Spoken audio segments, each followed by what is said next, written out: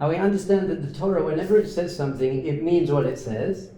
But everything it says, there are deeper and deeper meanings, what's really going on. There are at least 4 levels of Torah understanding. One is called Pshat, which means a simple meaning. Then we have Remez. Remez is a hint. It's a hint, it's really teaching us something deeper. Then there's Drush. Drush is other things that you can work out from the way it's said. And then there's Sod, which is the Kabbalistic mystical secrets behind everything. Pshat, Remez, Drush, Sod. Spells Pardes, by the way. Pardes means an orchard, which refers to Gan Eden, really.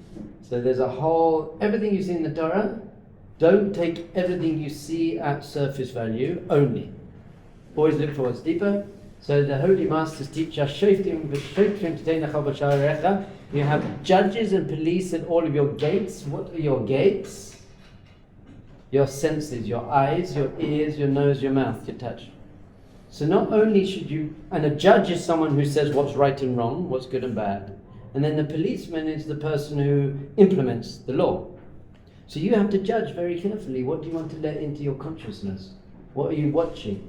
What is that screen sending into you? Not only what are you eating, kosher isn't just about food. What are you watching? What music are you listening to? What are you surrounded? What news are you reading? Who are you hanging out with? So you have to have judges and policemen, which really means you have to start asking yourself, is this actually good for me? Am I investing in something that is actually going to take me closer to my soul? Is this investing in my soul? Is this feeding my soul? Is this feeding my relationship with Hashem? And then you have to have the policeman, and the policeman is basically self-control. You have to have self-control. Lo tatru achrei levavachem achrei einechem. Don't just go after everything you desire, everything your eyes want. You have to guard your eyes, you have to guard yourself in order to tap into a higher level of consciousness, and therefore a true relationship with God and with other people and life in general. So that's really the beginning of the Parsha. I'm not going to talk about it, although I just did, because in this week's Parsha is one of my favorite psukim in the Torah. It's an amazing line, very simple. It just says this. It says, Tamim, where is it? Where is it? It's over here. Tamim tihiyeh im Hashem Elokecha. You should be tam with Hashem. Your relationship with Hashem needs to be tam. Have you ever heard the word tam before? Some people have. Me growing up in my beautiful, connected, reformed Jewish home, at the Pesach Seder. You have the Chacham, you have the wise person, and you have the Rasha, the not nice person, and then you have the Enol Yodei Lishol, one who doesn't know how to ask, and you have the Tam. So in that sense, the Tam is the simple. He's called the simple son.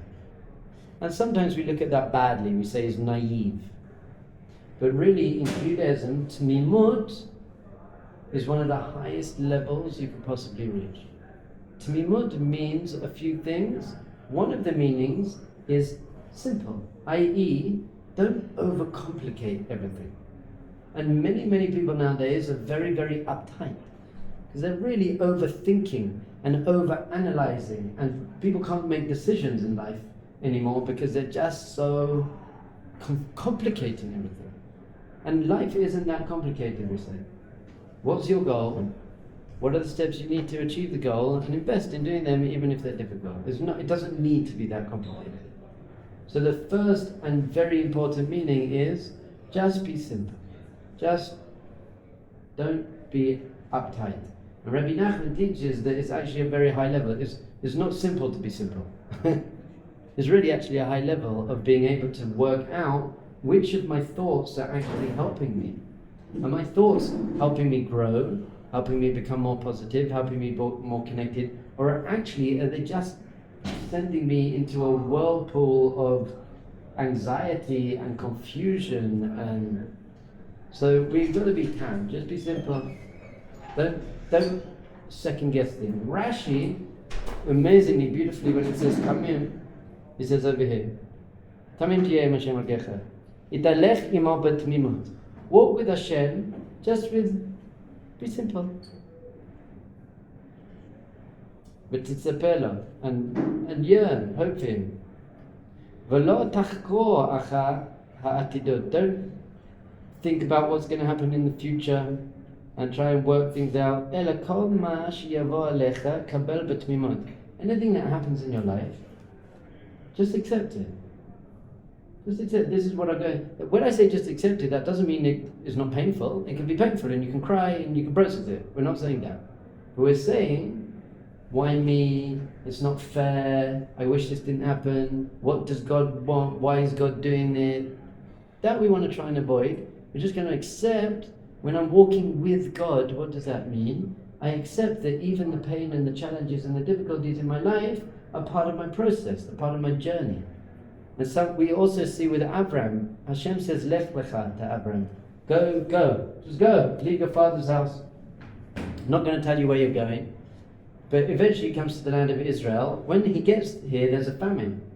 And he has to leave. So you might start thinking, hold on, you told me to come to Israel, but then you kicked me out of Israel. And over there, Rashi basically says, don't try and guess and maharher to judge. Hashem knows what he's doing, basically. Hashem knows what he's doing.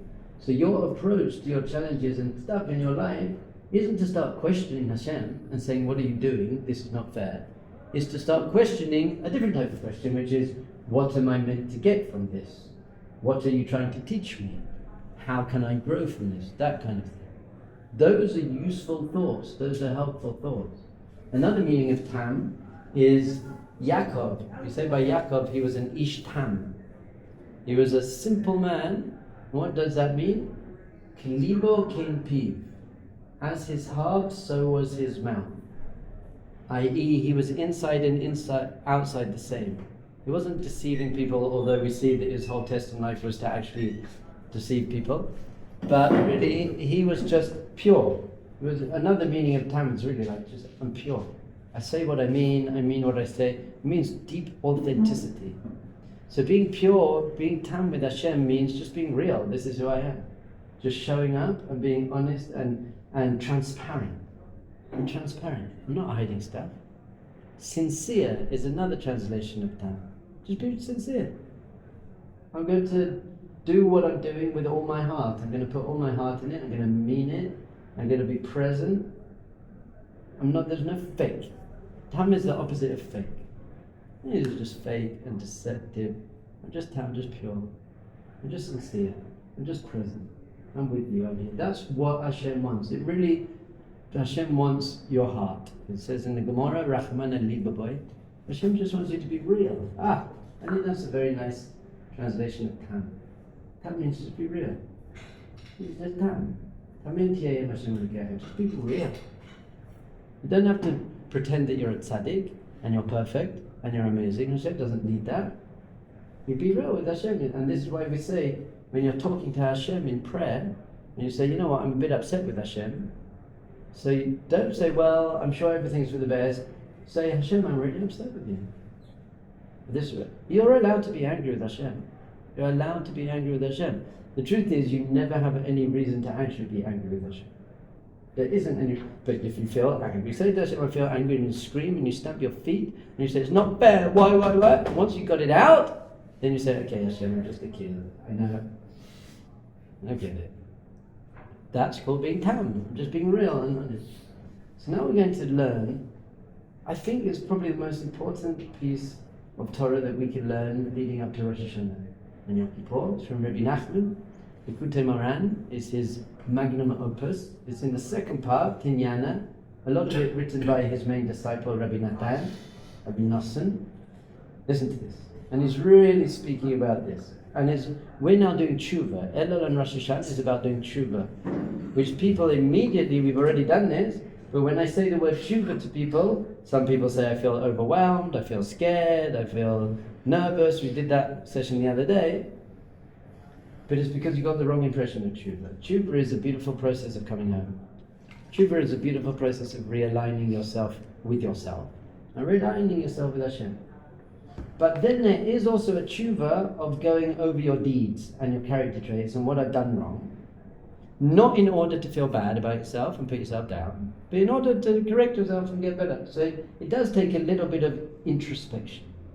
You want to have some introspection. Am I living up to my values? Where am I letting myself down? We do a cheshbon nefesh, which means an accounting of our soul. Really, you're meant to do it every day before you go to sleep, not in a weird OCD way, but just say, go through my day. What could I have improved on? Is there someone I need to apologize to? Could I get up better in the morning? That's a healthy cheshbon nefesh. You really have to understand this. We spoke about it before. Jewish spiritual growth and growth in general cannot be done from a place of fear, guilt, shame, and pressure. It just doesn't work. It's unhealthy. It's got to be done from a place of opportunity. I've got an opportunity to live a better life and be a better person, have a better relationship with Hashem. So he says this. Ela hachachamot, these wisdoms, and he's really talking about overthinking and over-analyzing, mapilim me'ad et ha'adam me'avodas Hashem. Bring people down a lot in their avodas Hashem. In your spiritual work, if you're over-analyzing yourself, or you're putting yourself down, what's wrong with me? How could I do that? Why did I do that? It just gets you depressed. It just brings you down. It doesn't work. So we're saying that you must do introspection and you must improve. And you must feel some remorse for the bad things you did. Otherwise you won't grow.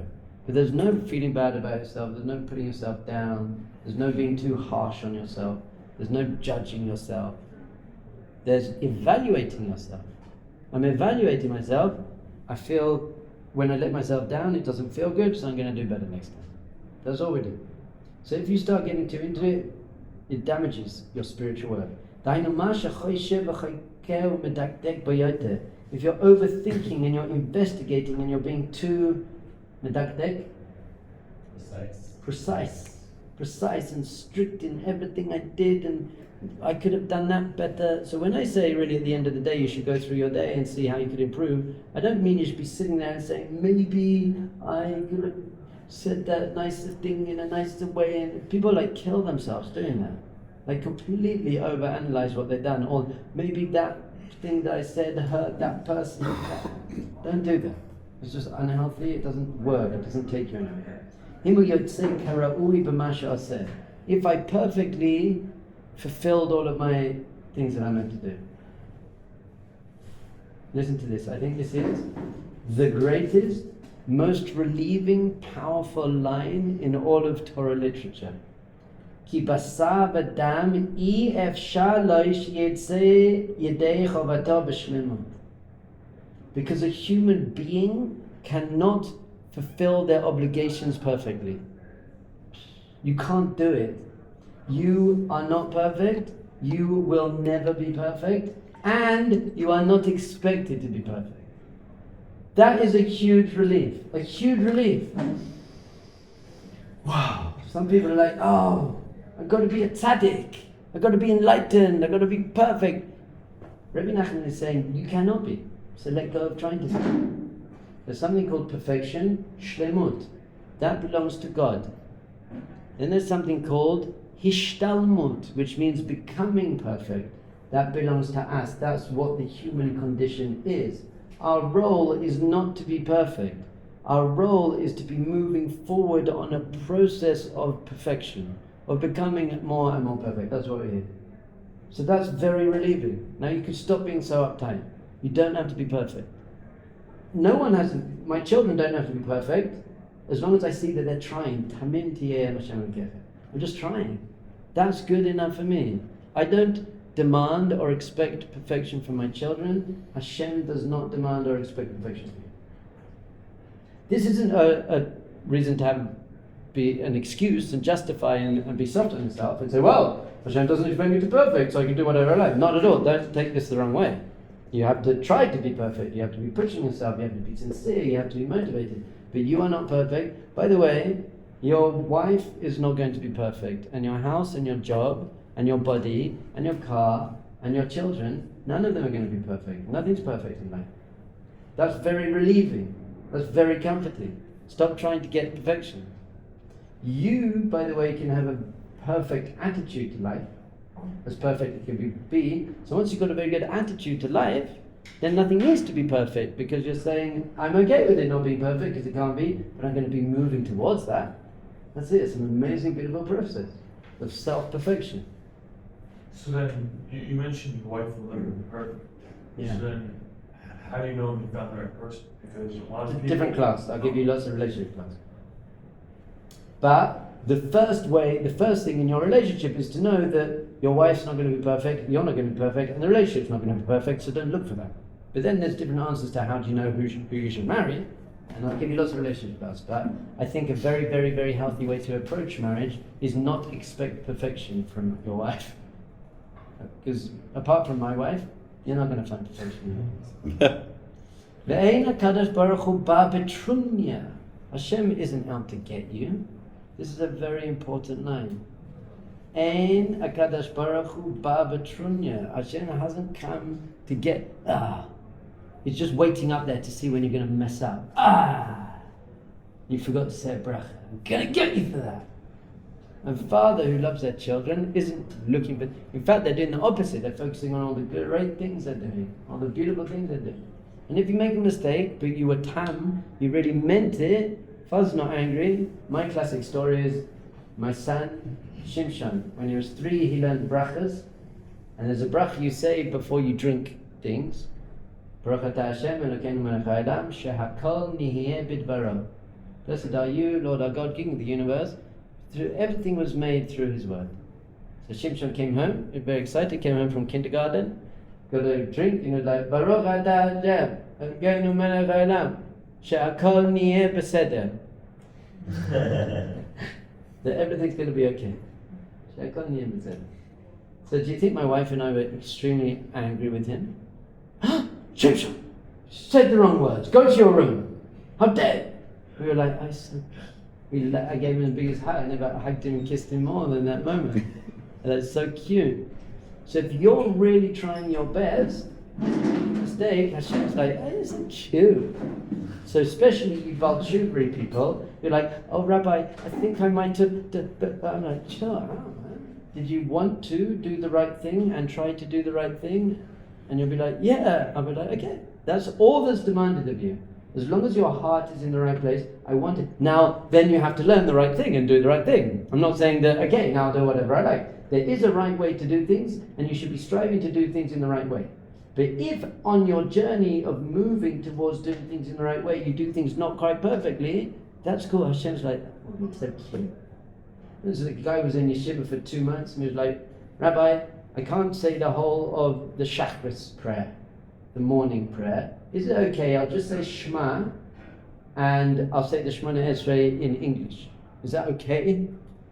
I was like, 2 months ago you didn't know what the Shemona Esrei was, man. This is the best thing I've ever heard. Chill out, dude. But in a year from now, in 2 years from now, then you've got to be growing. Where is the process of growing? So don't be soft on yourself. Don't give yourself excuses and let yourself get away with stuff. Don't be hard on yourself. Put yourself down. Feel bad. There's the middle path, which is I'm strongly committed and motivated and inspired to grow, but I also have self-compassion, knowing that I can't be perfect, and as long as I'm moving in the right direction, that's very beautiful, acceptable. In fact, the Mishnah Berurah says that Hakol Talui B'Einei Hashem, everything depends in Hashem's eyes on you doing V'kol asher b'kocho lasot. As long as you're doing your best. Really, the Mishnah Berurah says that. Just try your best. What Hashem wants from you is try your best. That's very powerful and healing and takes away all the pressure and guilt and fear and shame. Yes?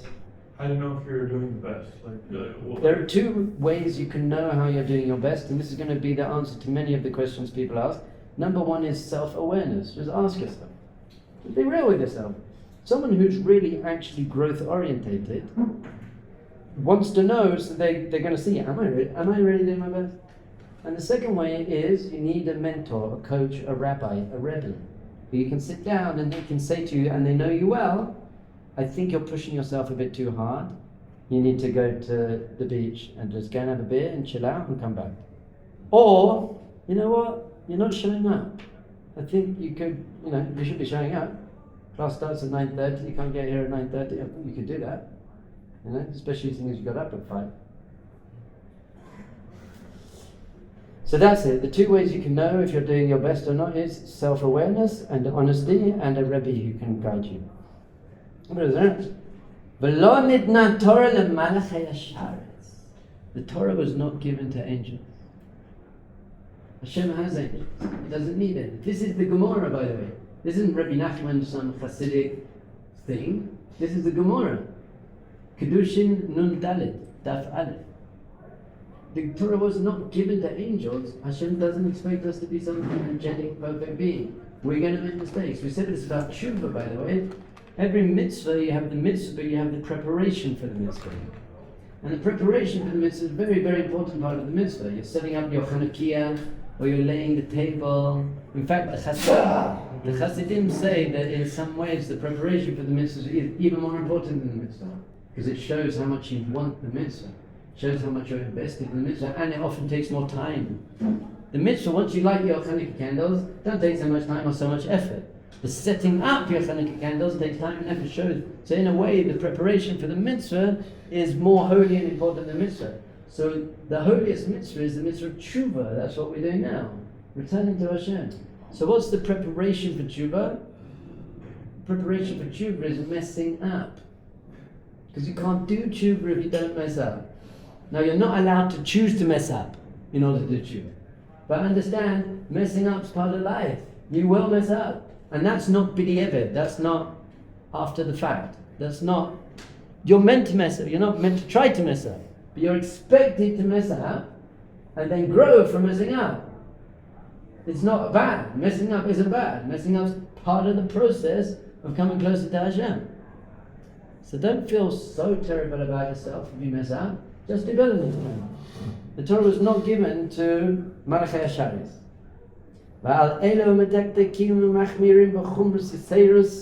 And according to these people who are over-judgmental of themselves and therefore other people, and they're really just looking into stuff and putting themselves down and being machmir, being stringent. I'm going to be stringent on myself. By the way, I think you should be stringent on yourself when you're ready to be. I want to do it the best way I can. If the Torah says the best way to do it is like this, and I can do it without ruining my marriage or financial situation or peace of mind, I'm going to do it the best possible. I want to be machmir. I want to be stringent on myself. I want to be the greatest person I can come, as long as it's not going to destroy anyone else. But on other people, completely lenient. However, you shouldn't be machmir, you shouldn't be stringent on yourself before you're ready to be able to do that. Because it's like trying to bench press 500 kilograms before you can do that. It's just not healthy. So you're going to know yourself as a person. So to these people who are too strict on themselves, Aleinu ne'emah, it says in the Torah, v'chai behem. You should live by the Torah. What does that really mean? You should have vitality. Torah should give you vitality. You should love putting on tefillin. If you're too pressured, did I put it on in exactly the right place, and have I tied it properly? I'm like, wow, it's just beautiful that you're trying. And yes, this is the right way to do it. Do it better next time. But it starts making Torah and mitzvahs a burden, and it sucks your energy rather than gives you energy. So the Torah says, "B'chai b'hem," you should have life force and vitality from them. V'lo sheyamot b'hem, not that they kill you. Ki einehem shum chiyas klal. Someone who's living Judaism and Torah with too much stringency and over-analyzation and judging themselves and putting themselves down, they don't have any life. They're not alive. It says that on Rosh Hashanah the books of life and death are open. That doesn't mean physical life and death. Maybe to some extent, but not really. We see big tzaddikim die, so it can't mean that. It means life. Are you alive? Are you walking around with vitality? Are your eyes shining? Are you full of energy? So the Torah and mitzvah is meant to make you come alive. So if you're too strict on yourself, you're going to crush yourself. The tamid hem b'mar skora, and they're always bitter. Because they never feel good enough. I just never feel good enough.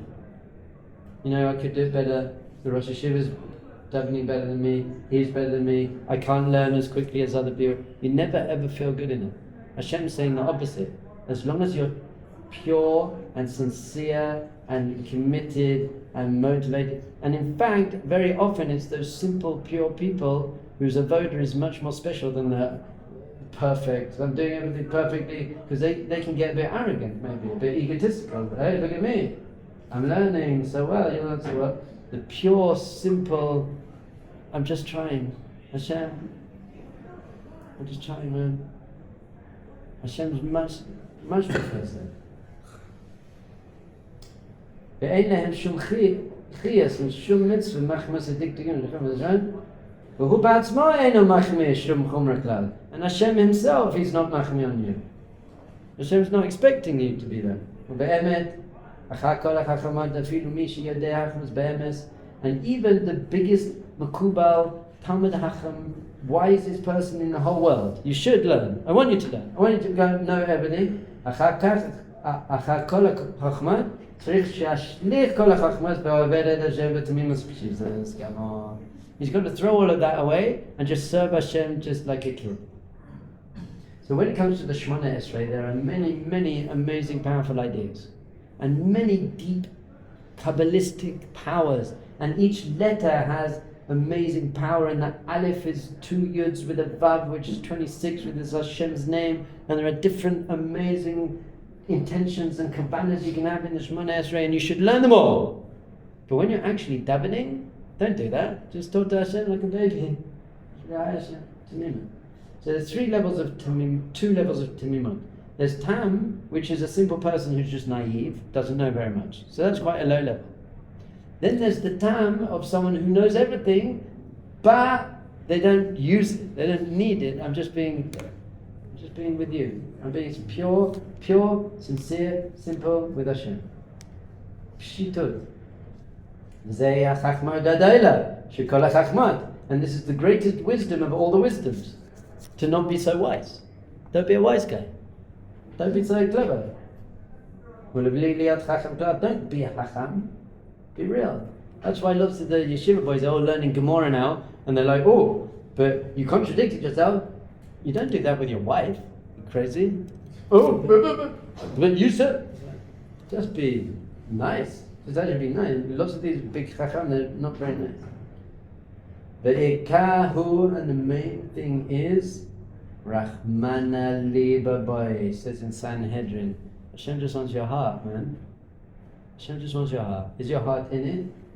So if you're the least educated person and you don't know much, but your heart's in it, you say one blessing in English from your heart, much better than some guy who knows everything and he's making some crazy blessing, but he doesn't really mean it. If my kids do something wrong and they come and give me a whole long speech, but I don't think they mean it, I don't care. If they just come up to me and say, Abba, I really messed up, I'm so sorry.